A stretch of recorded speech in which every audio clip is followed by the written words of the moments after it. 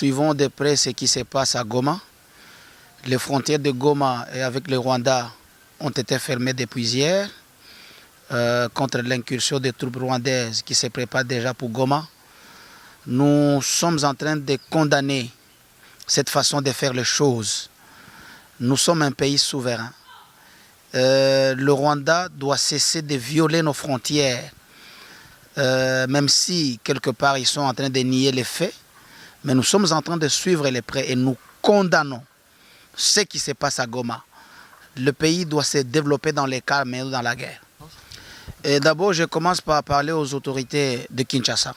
Le Congo est devenu comme une toilette publique, là où n'importe quelle armée entre, dans n'importe quel pays entre avec son armée et sort sans inquiétude. C'était du côté de Tanganyika, du côté de Mwanda et à l'est du pays. C'est comme si nous n'avons pas de gouvernants, comme nous n'avons pas de dirigeants. Et il y a les calmes qui s'observent, je ne sais pas, c'est par peur ou par quoi que ce soit.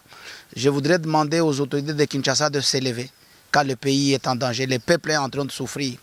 Et je suis en train d'appeler, je lance un message patriotique à la population de Goma, que nous avons déjà fui la guerre, ça suffit.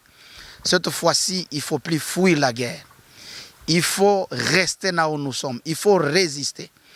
Je lance un appel vibrant à toute la population de Goma de prendre le machette, de prendre le couteau, de chercher de lances et de arcs, de chercher le fusil de chasse afin de résister contre l'ennemi. Pas seulement la population de Goma. Je lance un appel vibrant à toute la population de la République démocratique du Congo et même à Kinshasa.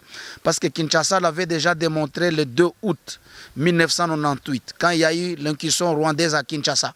Le peuple s'est pris en charge. Le peuple a pris les lances, il a pris des arcs, il a pris des machettes et des couteaux. Les autres avaient le feu pour brûler les ennemis. Je me dis que cette fois-ci, il ne faut plus fuir la guerre. Le peuple a déjà fui. Le peuple a perdu de maisons. Le peuple a perdu des biens. Le peuple a perdu des enfants. Cette fois-ci, il n'y a plus question de fuir, se résister, que le peuple se mobilise comme un seul homme afin que nous puissions bouter l'ennemi dehors.